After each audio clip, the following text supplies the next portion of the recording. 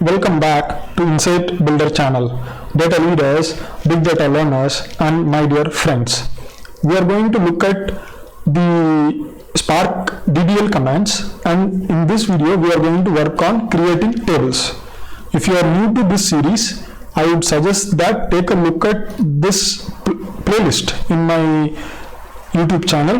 Take your big data cluster for a spin. In this playlist, the earlier videos are hosted and you can come up to speed rapidly. In this video, we talk about creating database, so you can understand that in no time. Getting back to the presentation, in this video, we will be working on creating the tables. So first of all, we will create the tables using the manage table, and then we will work about external table.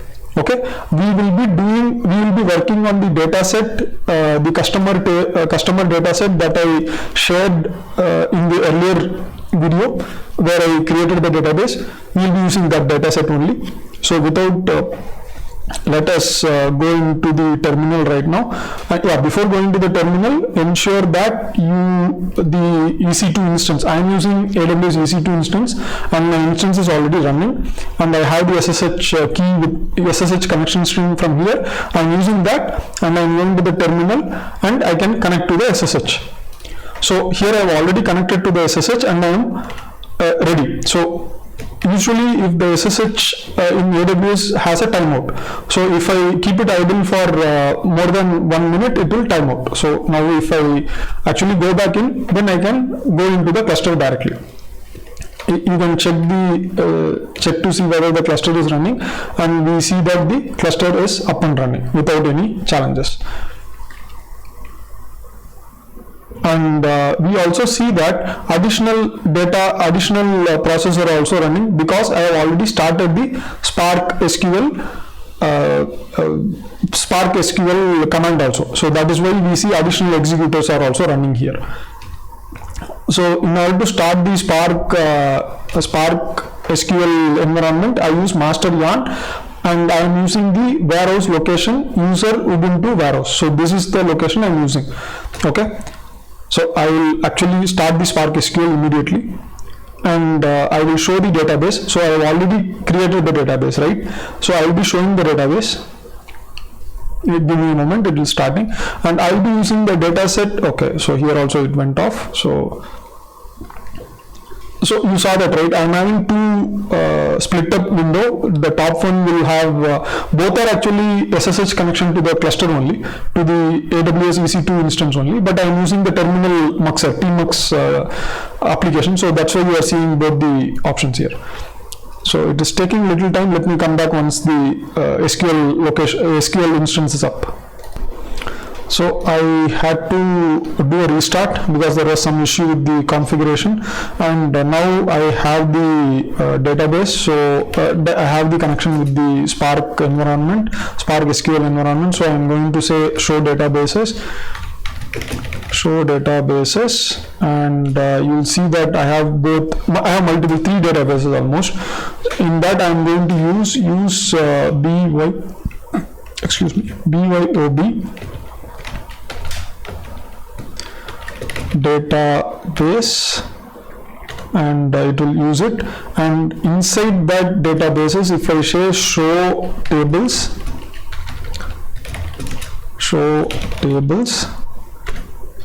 you will see that there are no any tables available currently. So we have to create the table, right? That is our target in this video. Before we start creating the table, we have to look at the data set. Here you see that, okay, this is actually the two split that I have already done. Both are looking at the cluster only. So here I am having the Spark SQL, and here I am having the local environment. So both you can see in the single window. This is tmux application. I have a separate video on that also, how to set this up. You can take a look at that in my playlist. Now what I am planning to do is, I am actually cat customers.csv. This is the file that I got from Kaggle. Okay, so how did I get it from Kaggle? All I need to do was use the command use the API command that for downloading it. I need to use this command and I will get the data set from Kaggle, and then I can do the unzip, and from there I can get the customers.csv. and we see that this customers.csv, the column names are aligned properly. But let me show you, in reality, the column names, when you open it and when you see in your customers.csv, there will be spaces, there will be gaps in middle. So ensure that you remove all those gaps and connect it together, like the way I have connected it. Okay, that is one way. Okay, the other way is actually remove the data completely. So why I am telling you this is that in case of Spark SQL, when you are going to use this data set, the top header column, header row should not be available, or else it will create a problem when you are loading the data into the data set. So what I would suggest is that create one more table, create one more copy of this file, but use this command. So there is a command called as awk. There is a command line application called as awk. In that, if you use nr is greater than 1, and if I send the customers.csv, and if I do a head right now, you will see that the first row is missing. So you see this row is not coming here. So the same command I'm using, I have done the cat on customers.csv, and I have done the head of first two lines, right? So I'm getting the column here. But when I'm using it in awk, and I'm using nr is greater than 1 and customers.csv, the first row or the first line is skipped. So if you actually use this command and then send this output into a new file. So for an example, let us say new customers. Okay, if I send it into this .csv, what will happen is the new customers will not have the first row. So let me show you that. If I do the cat on new customers, head -n equal to 2, you will see that the first row is actually missing. So this is how you should actually load the data into the table. So keep this in mind, or else what will happen is the first row, the column names also will actually come in the table, in the data Spark table, which will actually create a lot of problem as you start processing it. So this is something that you can use it with awk and resolve it. This is also one of the most important Linux command that you need to master. So ensure that there is a separate video for that also I have created in the another playlist. Take a look at that. You will find it in my YouTube channel. Now we are going to go to Spark SQL and we are going to create the table. Okay, so in order to create the table, it is very simple. So already I am using the database. So in order to create the table, I need to say create table, customer table. Okay, that is the name I am giving. Okay, and I am going to start giving the names. How to get the names? It is very simple. So I have not removed this file. Okay, I just create a new file. So I can still see the customers CSV, and I can see the head by looking at the number 1 row. So I can see this, right? So now I can create the data directly. So I can create the table column names from here. So I say customer ID int and gender. Sorry, spelling mistake. Gender is also int. Okay, so if you are facing this problem, you can actually, instead of using 1, use 2, so that you will know what is the actual type of the command. So gender is not int, gender is string actually. So I'm going to come out of this execution right now. So yeah, it has come out of the execution, and I'm going to restart the Spark environment again, Spark SQL again. So whenever you are making a mistake, you can just say Ctrl+C and you will come out of it. Or you can say semicolon, and if you press enter, it will actually error out, and again you can start the process. So any which way, you have to come out of it and then start the process whenever you are making a mistake. So all these are the challenges when you work at the command line. But you have to experience this, then only you can actually go into other ways of working more easily.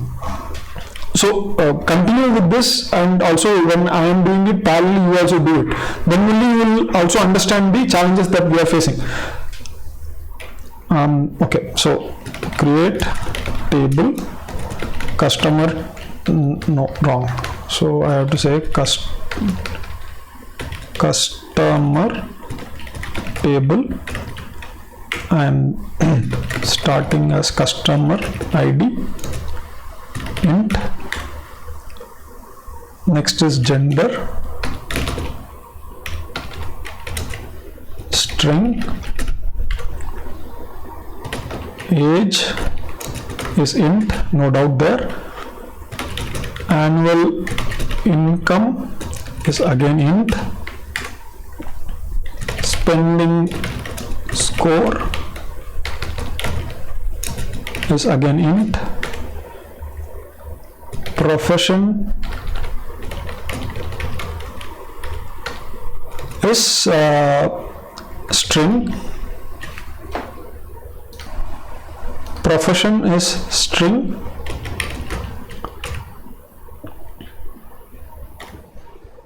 and work experience is int,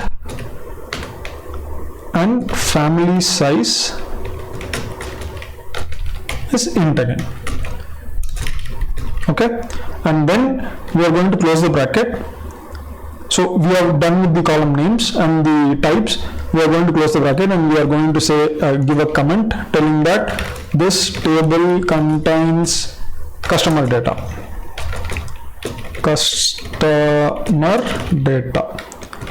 Okay, and again I am going to say row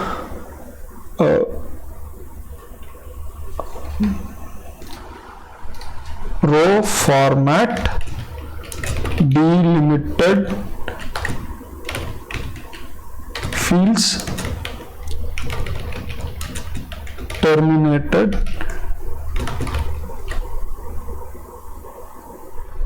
by this command, the comma,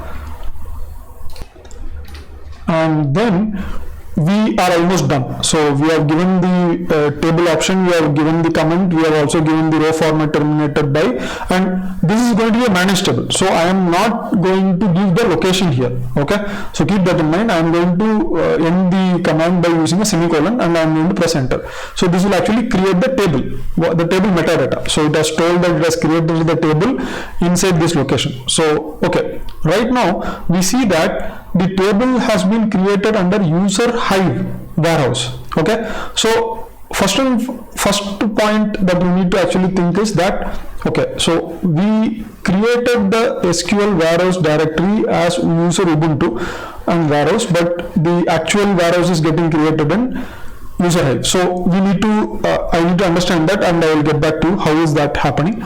And currently we can continue with the process. Next, what I am going to do is, before we continue, we need to actually move this new customers data into DFS, into HDFS location. So HDFS, DFS, I am going to put new customer into user Ubuntu location. Okay, I am going to put it there. So this file will, the file in the local location will actually move into cluster location, and then I am going to use load data in path. This is the command for loading the file inside the HDFS HDFS file system into the table. So this is the command for that. So I am going to show you the file that it has been copied. The new_customers.csv has been already copied, and we are going to use that location exactly. So I am going to copy that from here and paste it here. Okay, and then load data in path, the path name I have given, into table customer table. Okay, this is all you need to load the data. So once I do this, I have to end it with the semicolon, and you see that it has got executed. And after that, if I do a select command on this, select star from customer table, customer table, always limit, because you don't know how much the data will be, so always limit it, and you will see that the data comes out from the table, and you see the data coming out without any issue there. And there will be some kind of field that is getting shifted here, so the 0 should come here and 2 should come here, so those things it's not an issue. And okay, so these kinds of challenges can still be there. So let us actually check the file once again. So if there is any error in the file also, we can get the similar kind of a problem. So if the comma separation is missing, so let us do one thing. Let us actually take a look at our local file. That was a mistake. I shouldn't have done that way. I should say head n equal to 6. Okay. And okay, so there is not any issue, so the comma is properly there. So I think this is basically the display issue, so you don't need to worry about that. Now we can actually use the describe command, describe table, customer table. So you will see the schema now. So we can see the schema, we see the customer table name, we see all the what is it called, we see the data types that we have provided. And if you ask for formatted table, okay, so formatted, I think the table is not required. So describe formatted and give the table name, then you will get the formatted data. So the detailed table information is given for the customer table, and it is given the version name, that is the Spark version name that is using, what is the statistics, where is the file, all the necessary details is being provided right now. Okay, so this is the way of describing the table. Next, what we are going to do is we are going to create an external table. So the command will be same, but only thing is that we are going to use the same file only, but we are going to create it as external table. Okay, so let us see how that works. All we need to start with this. So we say create external, we mention it as create external table, and I say customer external. Okay, I am going to say customer external, and after that I am going to just use the earlier data, that whichever was there in the history, right? I will be just using that, and I will start, I don't need to type again. So customer ID is int, and so let me do that and I will get back to you. Okay, so before we create the external table, I wanted to show you also one more thing, that the moment we create the table, the regular managed table, the data that we use for creating the table will get removed from the location. So you see that we initially copied the new customers data. You remember that we put the new customers data in user underscore Ubuntu, but now if I do user underscore Ubuntu ls, you will see that that file is no more available. So you cannot use that file anymore. Okay, you have to again, if you are going to use that file, you have to again use a new file actually. Okay, I have actually created the table. I have created the entire table. I have mentioned the comment as this external table.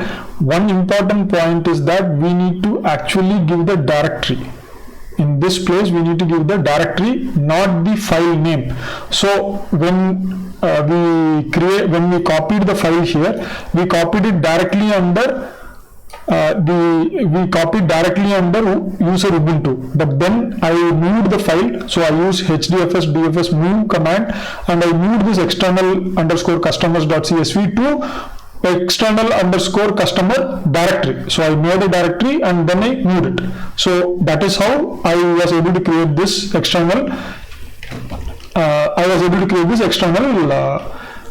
table. Now let us actually do a select on this external table. Select star from custom. Okay, before doing the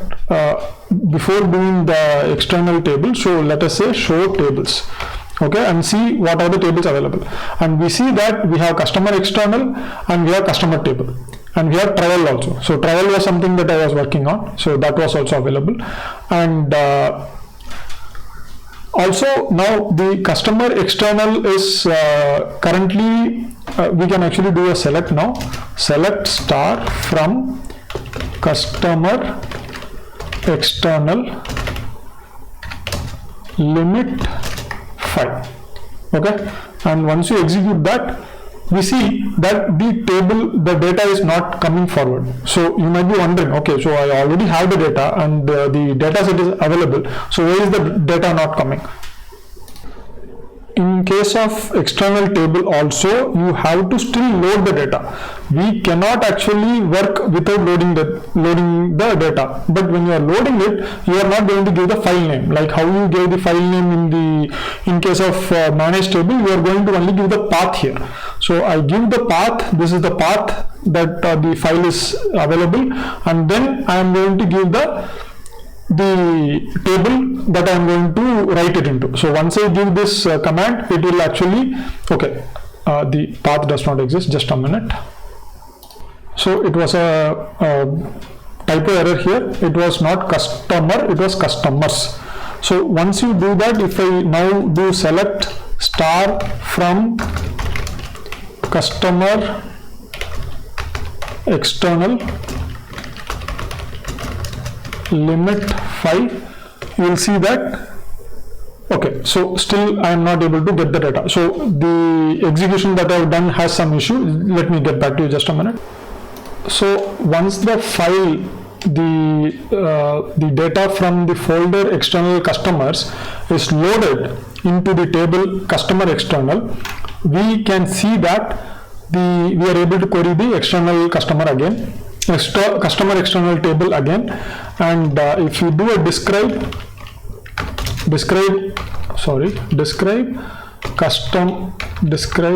formatted customer external,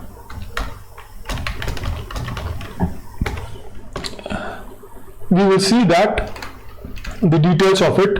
We will see the owner is also, so the owner is Ubuntu, and we see the type is external, okay, and this is all the data that you have got already.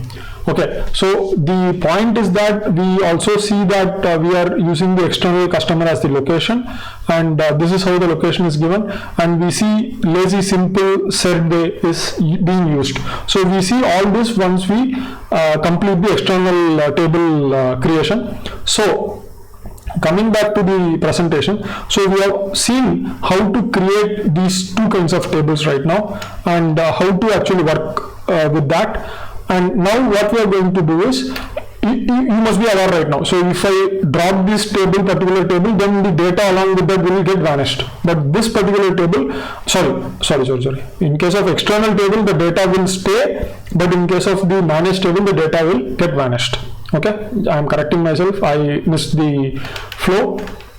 And we saw that we can actually use the sources and use the location of the file format, etc., and create the two kinds of different tables. The most important topic that I wanted to again reiterate is that practice creating these tables by yourself. You will see that there will be lots of challenges that you will face once you try to create the tables.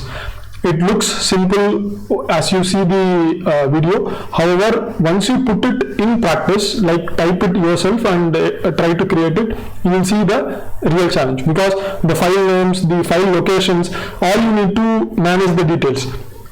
Any of these things you error out, even the column names, even the column types, then the table will not get loaded. So you will have to debug the activity. So initially you will have to do considerable amount of redoing and retyping the command. That is a good thing. So when you are actually feeling irritated or losing your cool, take a break, come back again and redo it.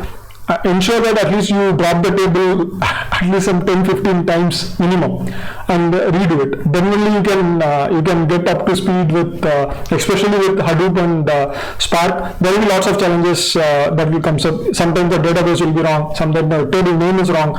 and the folder is not properly, the file is not getting copied, and the Spark SQL instance is not coming up. So a lot of such challenges will come. And moreover, if I go back to the terminal, this particular instance is using a very minimal performance machine. So it's using 8 GB with 2 vCPUs. It's not a very high speed machine also. So when you are working with such a minimal environment, yes, with high speed, the things will get done very fast. But the point is that with low speed and minimal configuration, you have to be careful with each and every detail. So that is why, that is also one of the ways to challenge yourself, to be honest. And so with this, guys, we have come to the close of discussing on the tables. Now we will start moving a little faster. So the basic DDL we have done. Now we will actually move into the Jupyter Environment Notebook, and start working with PySpark. Working with PySpark is much more easier than actually working with Spark SQL inside the command line. You will see, you will actually feel grateful that okay, we have Jupyter Notebook. And once you work with the command line for a couple of hours, you will know the challenge there, because you cannot very easily do cut, copy, paste, and you cannot edit the things, you cannot rerun the commands, you cannot make it as a script. So there are lots of small things that will create a challenge for you guys. But endure that challenge and then come to the PySpark environment to really appreciate the technology. So with this, guys, again, as I was reiterating, do practice, and I hope that you like this content. Do leave a like and share it with others, and subscribe to my channel so that further discussion on PySpark and various other DML and predefined functions execution in PySpark with respect to the same dataset, and also a little bigger dataset will I will start working on. So till the next video, stay tuned and have a great time, and see you guys. See you.